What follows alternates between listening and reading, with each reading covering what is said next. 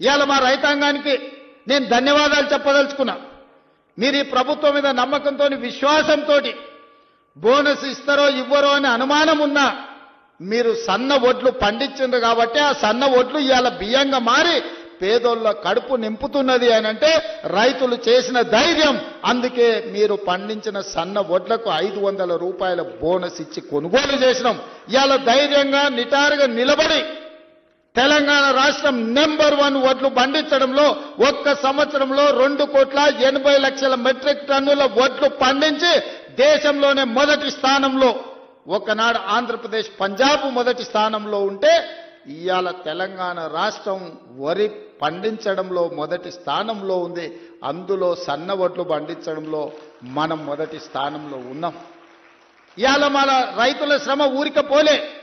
ఇవాళ మీరు కష్టపడి పండించిన సన్న ఒడ్లు బియ్యంగా మారి పేదోళ్ళ కడుపు నింపుతున్నాయి అని అంటే ఇంతకంటే రైతుల కళ్ళల్లో ఆనందం ఏముంటుంది? తెలంగాణ రాష్ట్ర ముఖ్యమంత్రిగా మీ సోదరుడిగా ఇంతకంటే విజయం ఏముంటుందని చెప్పి నేను ఈ సందర్భంగా మిత్రులారా మిమ్మల్ని అడుగుతున్నా. అందుకే ఇవాళ రకరకాల ఇబ్బందులు ఉన్నాయి. చాలా మంది ఈరోజు మా బిల్లులు రాలేదంటున్నారు. అక్కడక్కడ మా సర్పంచులు రణగొనే ధ్వని చేస్తున్నారు మా బిల్లులు రాలేదని. నేను మా సర్పంచ్ మిత్రులను అడుగుతున్నా, అయ్యా నేను వచ్చే నాటికే మీ కాలం అయిపోయింది సర్పంచుల పదవి. మీ సర్పంచ్ పదవులు మీరు సర్పంచులుగా చేసిన పనులు మా హయాంలో చేయలే. ఆనాడు మీరు పనిచేస్తే ఆనాడు బిల్లులు చెల్లించండి. ఆయన మీలాంటి బిల్లులు చెల్లించనివి 1,29,000 కోట్ల రూపాయలు నా నెత్తి మీద అప్పు మోపి పొయ్యిండు. మొయ్యలేనంత భారం నడుము వంగిపోయే పరిస్థితి ఉంది. దాదాపుగా 60,000 కోట్ల రూపాయలు కాంట్రాక్టర్లకు బిల్లులు పెండింగ్ పెట్టిపోయిండు. ఉచిత కరెంటు బిల్లులు 20,000 కోట్లు విద్యుత్ శాఖకు పెండింగ్ పెట్టిపోయిండు. ఇట్లా చెప్పుకుంటూ పోతే ఫీజు రియంబర్స్మెంట్, షాదీ ముబారక్, కళ్యాణ లక్ష్మి ప్రతి దగ్గర దొరికిన కాడల్లా అప్పు చేసిండు, అందిన కాడల్లా టోపీ పెట్టిండు.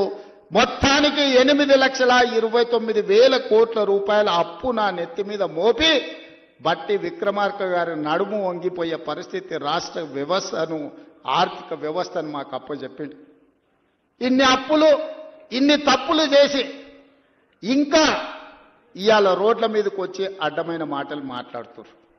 ఇవాళ ఈ వాళ్ళు చేసిన అప్పులను, వాళ్ళు చేసిన తప్పులను సరిదిద్దడానికి రోజుకు 18 గంటలు పనిచేసిన సరిపోని పరిస్థితి. ఈ నేపథ్యంలో ఈరోజు సర్పంచులు ఒక పక్కన ఫీజు రియంబర్స్మెంట్, ఇంకొక పక్కన ప్రభుత్వ ఉద్యోగులకు పాపం 35 ఏళ్లు కష్టపడి ఉద్యోగాలు చేసి వాళ్ళు దాచిపెట్టుకున్న పైసలు, వాళ్లకు రిటైర్మెంట్ బెనిఫిట్స్ ఇవాళ 12,000 కోట్ల రూపాయలు బకాయిలు పెట్టిపోయినాం.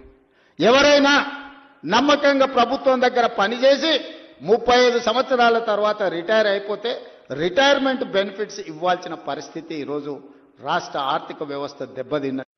ప్రభుత్వ ఉద్యోగస్తులకు ఒకప్పుడు ప్రభుత్వ ఉద్యోగస్తులకు